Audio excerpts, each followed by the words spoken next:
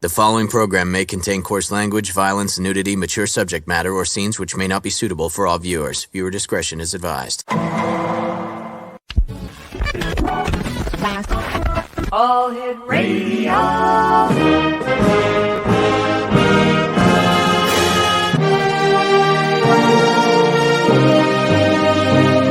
Welcome to the X Zone, a place where fact is fiction and fiction is reality. Now, here's your host, Rob McConnell. And welcome back to the X Zone. This is the final hour of tonight's show. And we went, our first guest was in the United States. Second guest was in Australia. And now we're going right around, halfway around the world to Scotland, where joining me in a few moments will be Gloria Prema. And we're going to be talking about the link between science and spirituality. Gloria's book explains a theory which is a complete unified theory that unites science, particularly quantum physics, with spiritual phenomena like healing, telepathy, clairvoyance, and near-death experiences, and much more. Joining me from Scotland is Gloria Prema. And Gloria, welcome back to the X Zone. Always great having you on the show. Hello, Rob. Thank you very much for having me back again. Nice to see you. Thank you so much. Good seeing you too, Gloria. Tell our listeners and viewers who may not have had the opportunity of seeing you the last time you were with us a little bit about yourself. I'm an author. I write on the subject of science and spirituality. This came about through back in, how long ago? Over 30 years ago. I had just begun my science degree. And I had young children at the time. I was doing my science degree, and I also discovered spiritual healing at the time.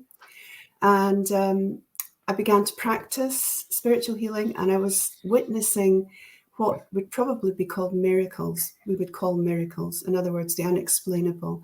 So then I realized, well, you know, what I was seeing, there must be science, there must be physics to describe what was happening. And because I was studying science, I then continued down that road, and I was studying science and spirituality, or, you know, what comes under the umbrella of spiritual phenomena, side by side for what turned out to be 17 years before I realized I had a book. At the end of that process, I realized I had a whole theory that could unite what we call spiritual phenomena like healing, prayer, telepathy, things like that, and unite that with science. So then at that point, I decided to make it a book and published it for the first time. Fascinating, truly fascinating. And in a nutshell, if you could, Gloria, what is your theory? My theory is that everything is made of light, everything, seen and unseen. I talk about seen and unseen light. So, for example, science would talk about dark matter, right, which they say makes up most of the universe, but they don't actually know what it is. So I'm saying the dark matter is light, just light that we're not tuned to, so we can't see it. So how I explain it in the book as, you know, I like to use the analogy of like tuning a radio, tuning the television. So you're just switching to a different frequency, and you pick up a whole different picture, a whole different sound. So I'm saying my theory is that there are harmonic dimensions of light, each with its own set of electromagnetic frequencies. And it's a case of tuning to a different frequency, and you see something different, you hear something different. And that can be achieved through meditation and various practices. So in essence, everything's made of light, and it's held together by sound.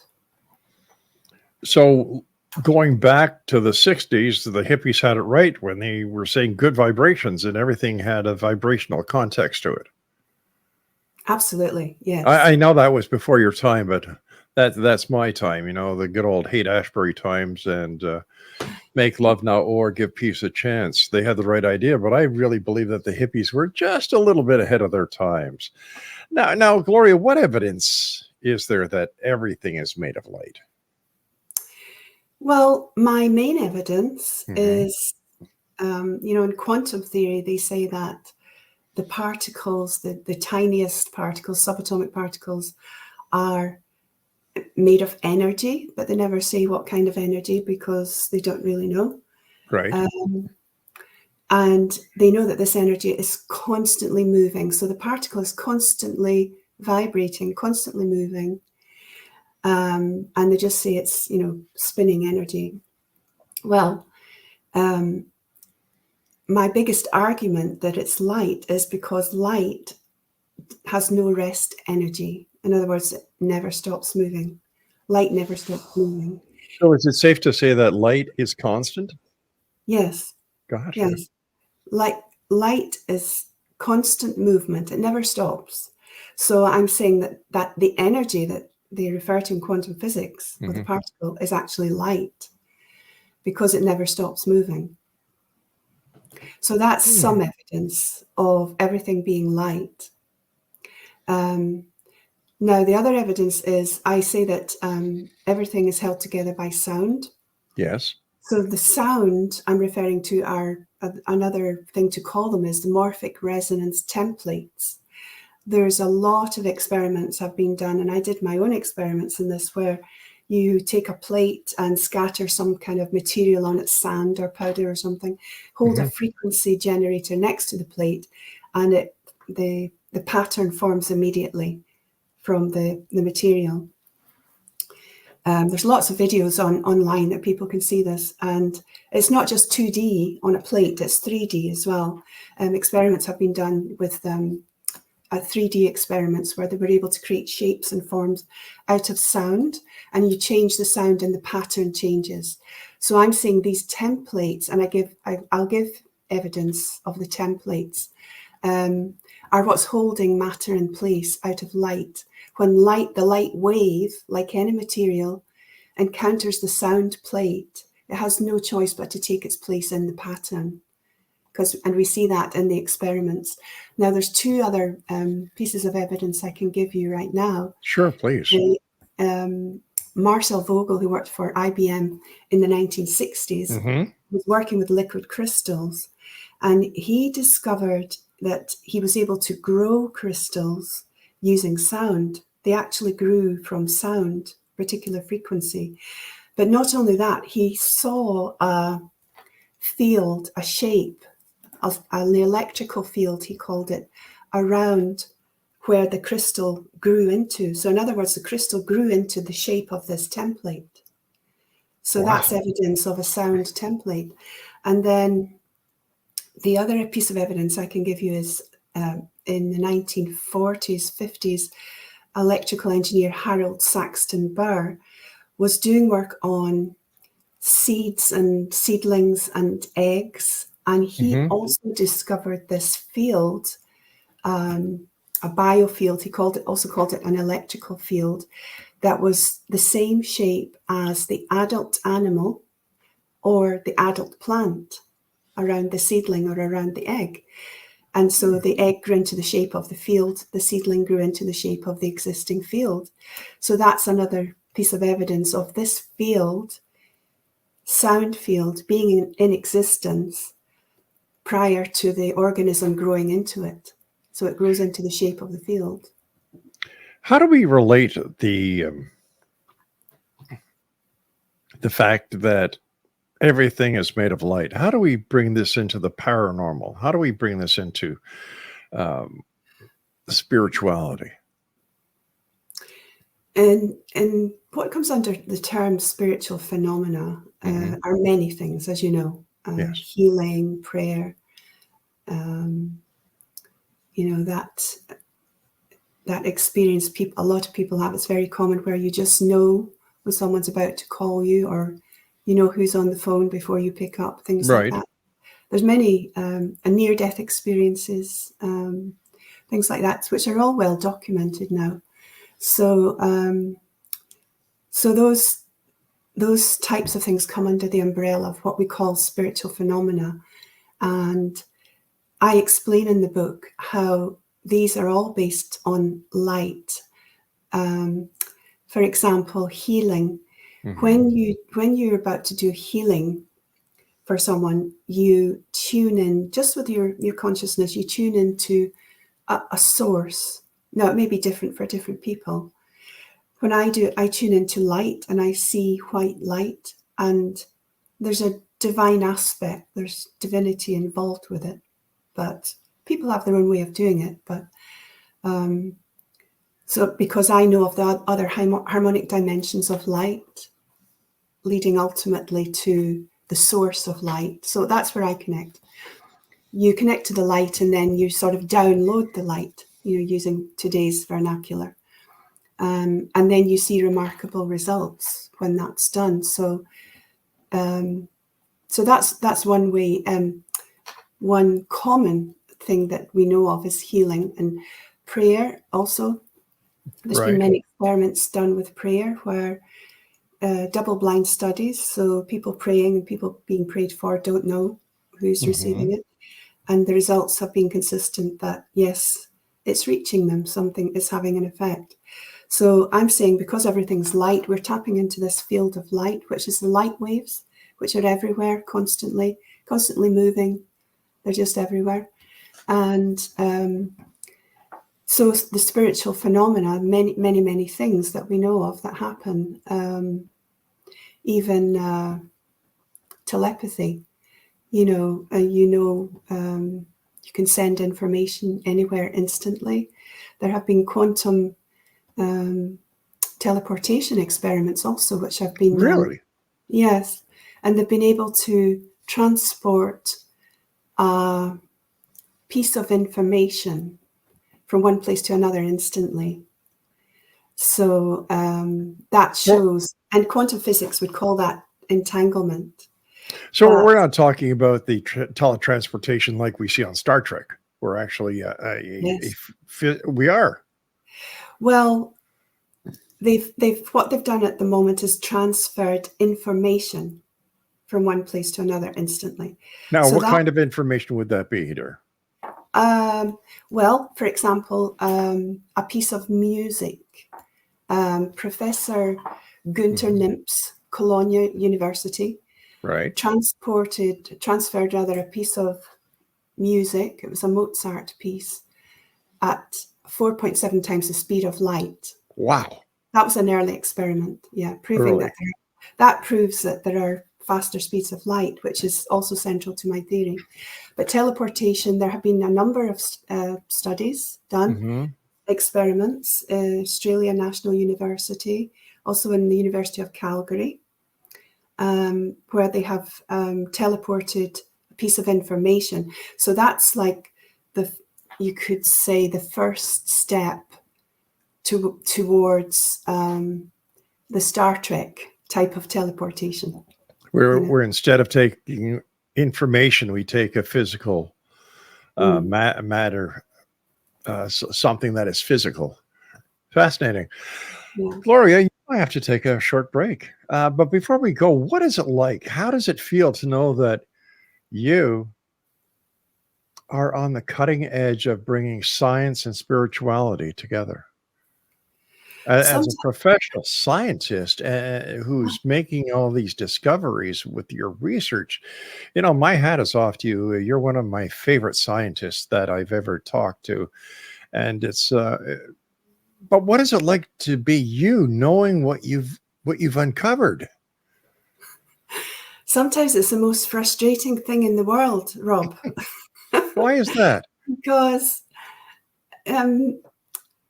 it's quite hard to find people who want to know about it.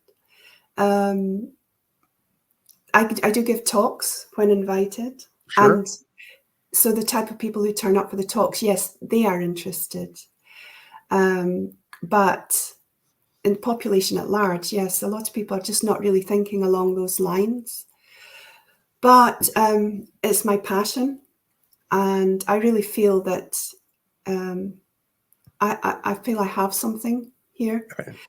So, yeah, so I just keep putting the word out there. And I've seen a change, actually, Rob, since I first began this work, since I first published in 2009.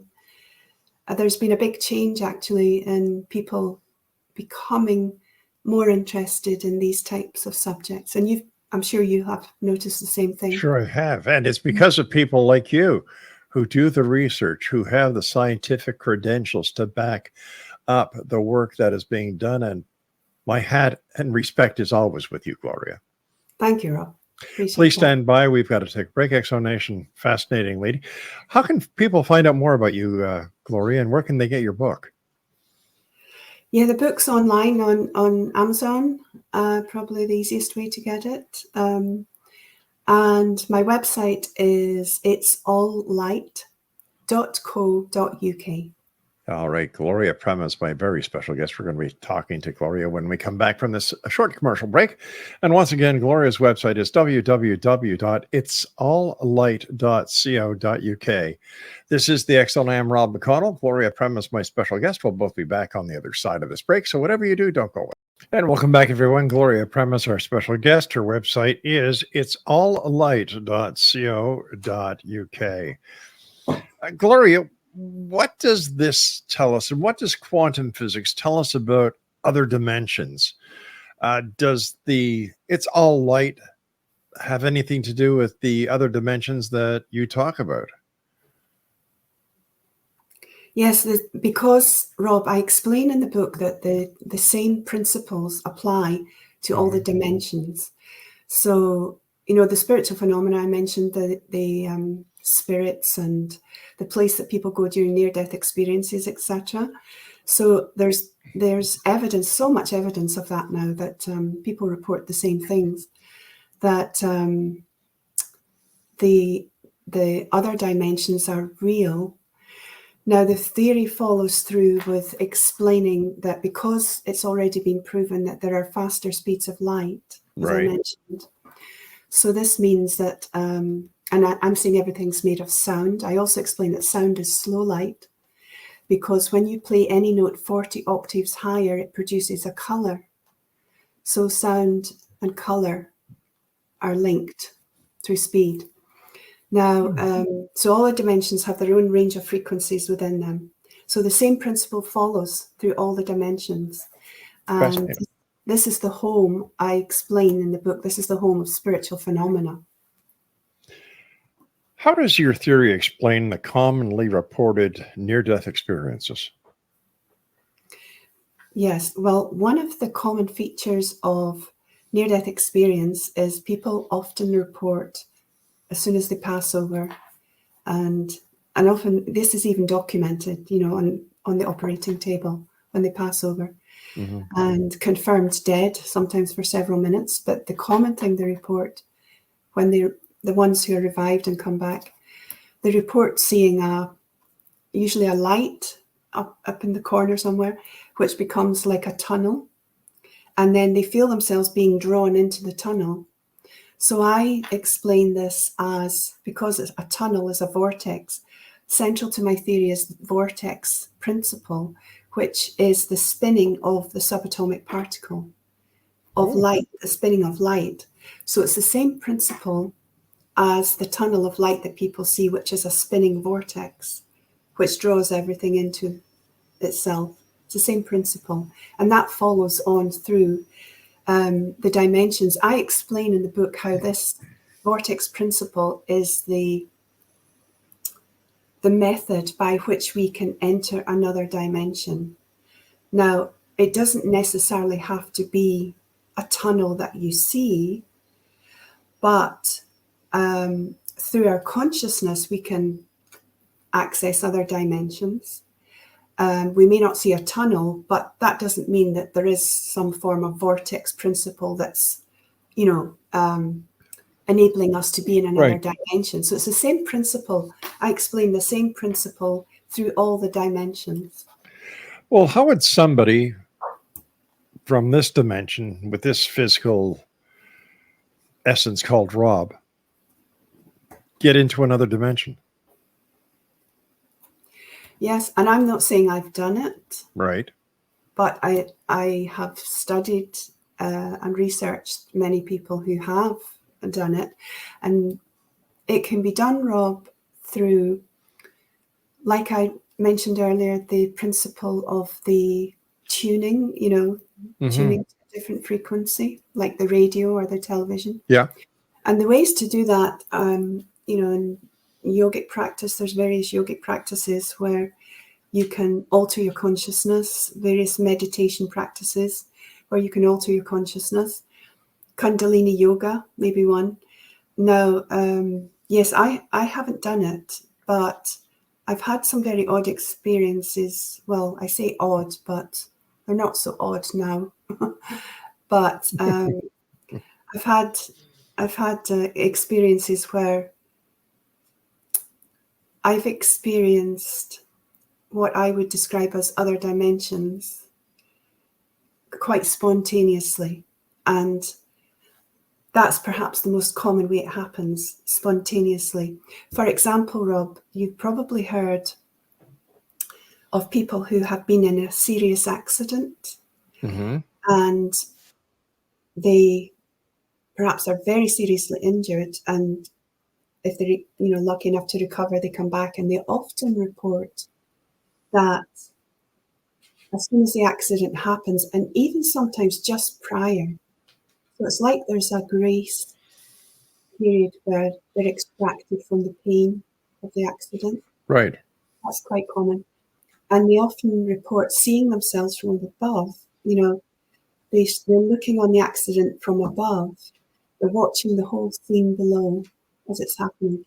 So they're in a different dimensional state at that point. So it can happen through an accident, it can happen through trauma, it can happen spontaneously. It can happen, for example, one of the times it happened to me, I had been very involved in very deeply intense spiritual work.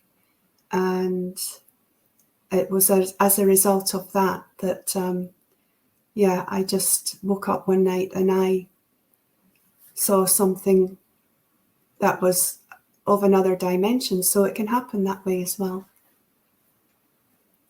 It's more common than we think.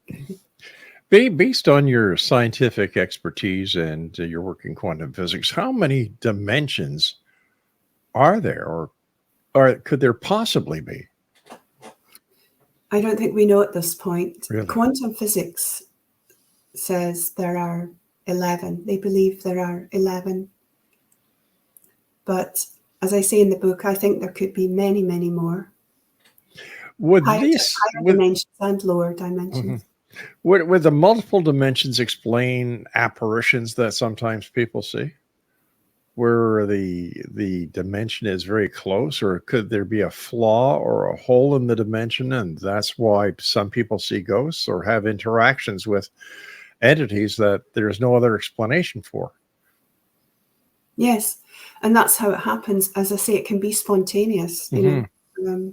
People see something, and the way I describe it in the book is they've had a temporary retuning happen, could be spontaneous, and they may suddenly see something. Now, it can also work from the other side. So if, say, grandmother who had passed over really wanted to be seen by you, she could temporarily lower her frequency to appear in this dimension. Or it can happen the other way. We can have a temporary adjustment of our frequency and we see the other dimension. So it's like frequency jumping. Yes. Gotcha. Yes, exactly. Gloria, stand by. We've got to take our news break at the bottom of the hour. And X Zone Nation, our guest this hour is Gloria Prema. That's okay. And her website is, are you ready for this, X Zone Nation? Get your pencils and paper, because I want you to go there and I want you to get a copy of her book. It's alllight.co.uk. We'll be back on the other side of this break as we continue investigating the world of the paranormal and the science of parapsychology, searching for answers and demanding the truth. You're listening to the X Zone Broadcast Network, www.xzbn.net. Welcome back, everyone. Gloria Prema is our special guest. It's alllight.co.uk. We've talked about distant healing briefly during the segments prior to now. How does it work? Is there any explanation on how it works and how two people can connect without being connected to each other. Spiritual healing? Yeah. Uh-huh. Yes. Well, I have first-hand experience of this, so I know this works. Okay. It's also, it's also been studied. It happens, Rob, through the same principle as the teleportation, really, that I mentioned earlier. Because, when you understand that light is everything and everywhere, Mm-hmm. there's nowhere that it's not. Even if it's the unseen light, the dark matter, which we know makes up most of the universe, it's absolutely everywhere, which means it can be contacted instantly everywhere. The teleportation experiments, I think, prove that.